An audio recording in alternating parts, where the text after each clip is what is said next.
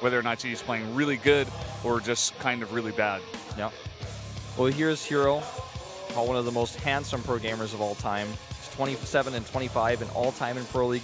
This season he's got a positive record of 3 and 2 wins, so doing pretty decently. Of course, he does represent 2 teams here, the Team Liquid that he's a part of, and Incredible Miracle that he's playing for right now. Yeah, he looks a bit tired today, but I assure you he's definitely going to be ready to go up against this guy, Sniper. Did lose a game recently to Fantasy, but he has a pretty good record against Protoss so far, 2-1. Yeah, and he's a GSL champion. He's got a lot of experience under his belt, especially outside of Pro League. This is, of course, his first season, like all MVP players in Pro League. And, you know, that experience does help him out a lot. But Hero's played a lot more Pro League matches. He's played a lot more often overseas. The very first map is going to be Frost, a 4-player map. Anything could happen here. Looks like both players are ready in the lobby. We're going to jump into this right away. Incredible Miracle versus MVP here at the 2014 SPL.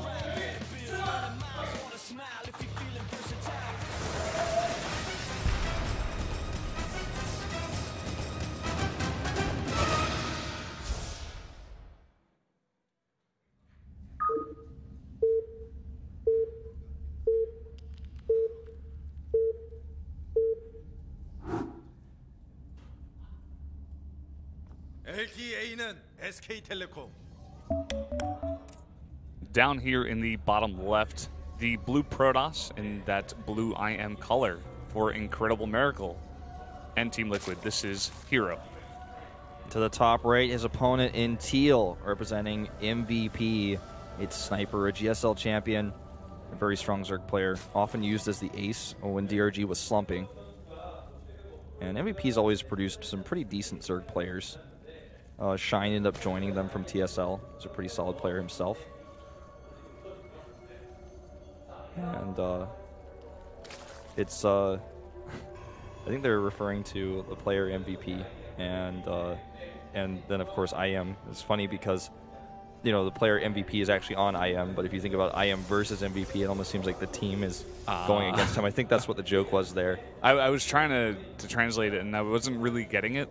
And then as you were saying that, I was like, okay. Yeah, just I thought about that this morning too. I'm like, IM versus MVP. That's kind of funny. But I would have never made it cheerful about it. But I mean, you know. I mean, it's okay. It's all right. Not going to judge him for it. So in Wings of Liberty, Sniper is actually 2-0 in all matches, of course, against Hero. And that's just an interesting stat that we had there. Not a ton of history between these two, but they did play against each other twice. Yeah. And on this 4-player map, of course, Sniper going to go for that hatch first. Not too surprising. He's going to be very happy with the fact that they're cross spawns as well. Yeah. And Hero looks likely to Nexus first here as well, because why not on this map? Probably just going to even drop a gateway, I would guess, in his main base. Play it super greedy. Yeah, we've seen players cheese on this map, and I feel like the reason they do that sometimes is just because it's unexpected. Yeah. And a lot of the time your opponent will probably be going for a build like this, where it's kind of greedy economically, but you can get away with it on this map. But, you know, the more standard play here is to just go for something greedy economically, because you can take control of this map and use the advantages that this map gives you by it being so big, and possibly even being cross bonds to make that division even wider. Yeah. He drops a Forge, interestingly enough, though. And you know what I really liked is, you know, I guess you guys might not have seen it, but I noticed on the mini-map, he checked the location north of his minerals. He knew the exact timing the Overlord would arrive.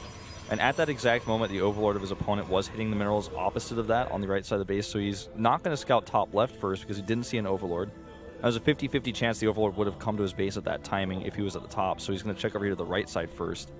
And he's actually going to take an interesting path here. But I like that he sends the probe over there and then eliminates the possibility of top left. It could still be top left. And now he's a bit confused because he expected to see a fast third, but he was just a little bit too early on that. Yeah, I love players who make deliberate plays like this, who know the timings so down in their head that they're able to use it to their advantage. I mean, he's just going to leave this probe here. I don't think he's going to... I mean, he's not anticipating a third base at this location. He's not going to, like, make cannons there or anything, but later on he can make a warp-in point from there, and also he can just hide that probe over there and then come back and scout, which looks like he's going to do right now. Yeah, maybe just wanted to hide it for a bit. make sure it didn't get killed by anything, and then go in. He's going to see this third base easily. Yeah. It was just a little bit later than he expected, it looks like. Is he really going to try to cannon this? I don't think so. He's moving around the back of it, though. Probe has stopped behind there, but it seems like Sniper has sent the drone back to deal with that. Or yeah, Zergling. Okay. So, I mean, even if he wanted to cannon, there's already Zerglings on the map. It would have been very difficult for him to actually pull it off. Stargate gets dropped here instantly as the Cybernetics core finishes. Hero was one of the first players in Korea to use Phoenix's play in PvZ back in Wings of Liberty. He was kind of most popular for that, I would say. Yeah, that was like a long time ago, man. Yeah. He was a pioneer. If you think about it, like, you know, it's one of the most popular plays against Zerg nowadays. Yeah, I mean, even after an expansion. It's basically the build now. Yeah, and it's like... He was one of the first players to do it. Yeah. I remember his matches against Darling Ragu in the Code qualifiers when he was doing that. And casting his games in the Epix Open Invitational Series he was doing that a long time ago, but very solid build now. The memory of Wolf never falters. Well, sometimes I remember things with, like, teal-colored glasses. I don't want to say rose-colored. I want to say, like, a more obscure color, like the color of Sniper's base right now.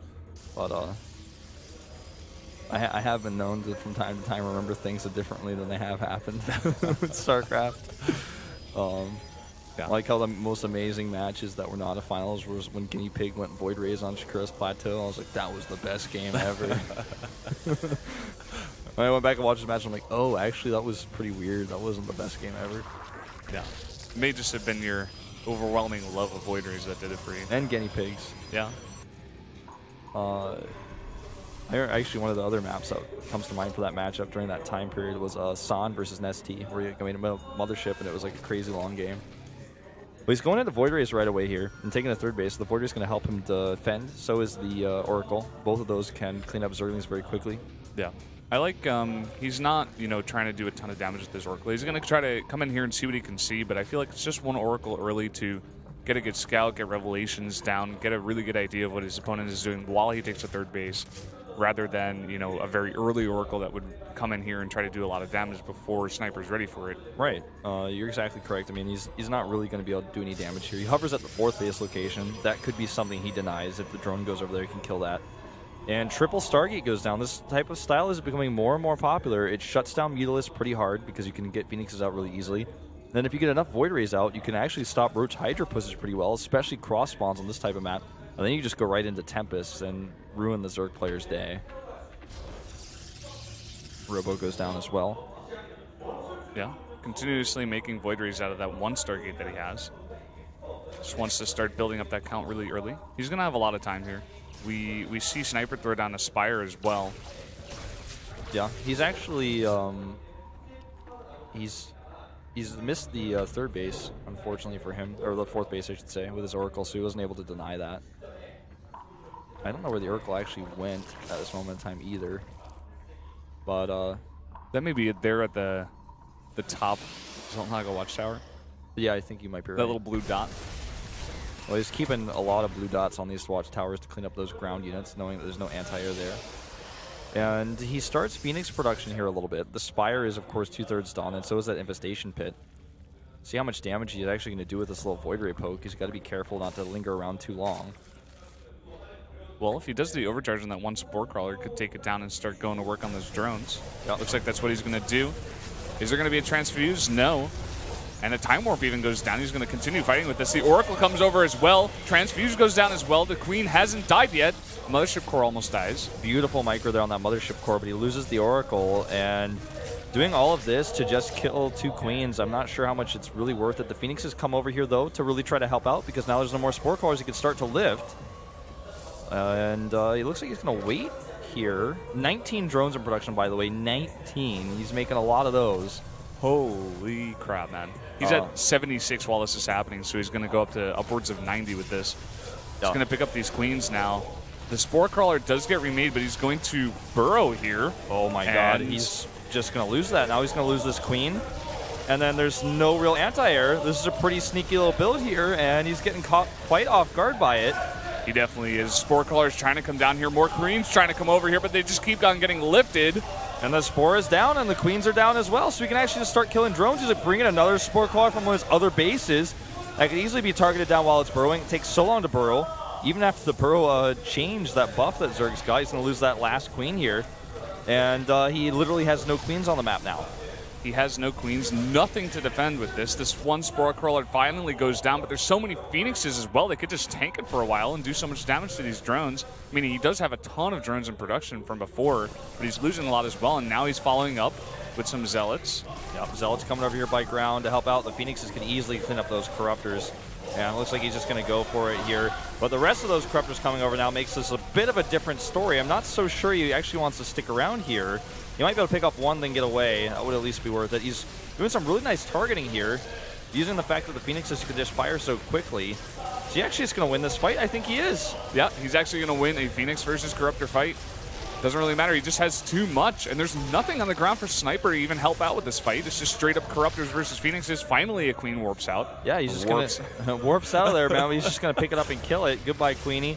And so many drones have gone down here, and he's just got a great follow-up behind this. The Colossus follow-up is going to be so deadly, and more Zealots being warped in here. There's no roaches on the map, so he doesn't have any way of dealing with those cost efficiently, and this Queen is going to fall.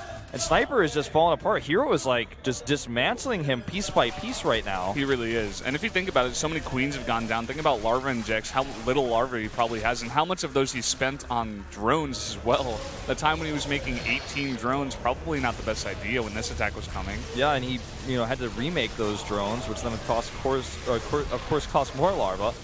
And this game has been pretty nuts. He does have a few roaches out, but they're just being picked up here by the Phoenixes. And then the Zealots, again, on the ground can trade quite well against the Phoenixes, or against the Zerglings. And the Phoenixes are going to take out these Corruptors maybe yet again. I think he has enough to do it just one more time if he wants. Yeah, I think he could. For now, those Corruptors kind of hiding over those Spore Crawlers, trying to get some position to fight better there. Just look at the supplies. This is not how you want to be as a Zerg player. And the Void Rays are just going to end this. I mean, the Colossi aside, charge on the way aside, I think these Void Rays are just going to end this base. There's not enough Corruptors here. There's not enough Queens. And as soon as he sees those Void Rays, he's probably just going to, might even just type GG. Even the Zealots on the ground right now are winning against what Sniper has on the ground. There's no mining here at the 4th base. And once he sees these, like you said, that's just too big of an air army for Sniper to deal with. Yeah, what's he going to do here? He's not even charging up. Now he does. Picks up the Queens. Those Spore Crawlers are rooting, but it's going to take them a little while. It is a lot of Spore Crawlers, though. And you know what? I think that might be... the Queens are lifted. The Spore Crawlers doing a lot of damage. He has to get away from those. Yeah, he does move away for now. All the Corruptors did go down, though. He's kind of like following this army now with a bunch of Spore Crawlers that are not rooted. It's too much because Hero, he's getting a 4th base at the same time. His economy is crazy. He has the Colossi. He even has Archons now. Yeah, it's the ground army that he needs to worry about, not the Void Rays anymore. And the Void Rays still are like doing okay here. He's able to avoid the Spore Crawlers. He can't fight underneath them, but if he moves away from them, it doesn't matter. And it looks like he may eventually just eliminate these with the ground support. There's just not anything to help out really with the Corruptors being mostly dead.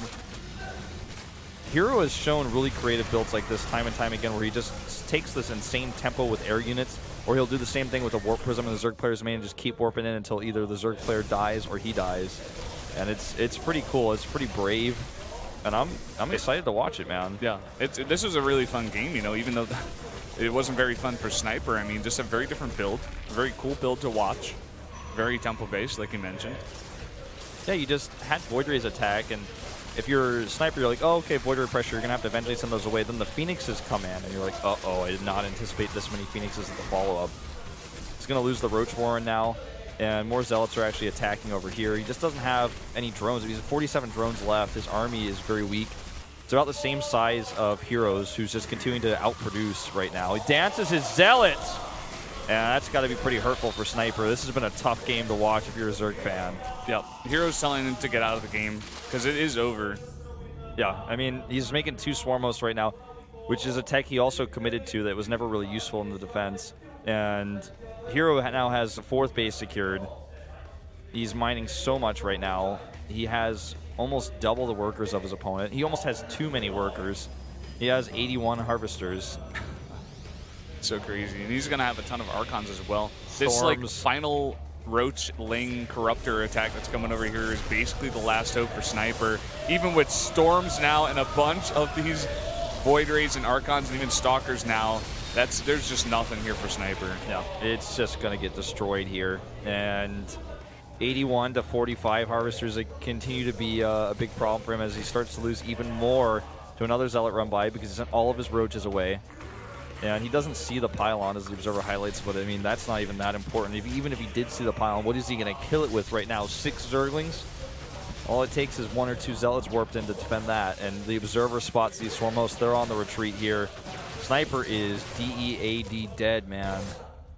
Yeah, sad to say. Really cool play out of Hero right now. I mean, Sniper right now is trying to rebuild his Roach Warren. It's like, it's not going to do anything here. No. He's gonna give this final fight, I think, and just GG out. Yeah, I think so too. Even that Spore Caller is like dancing. That's sad to watch. Goodbye, Spore. And a few more Swarmos here.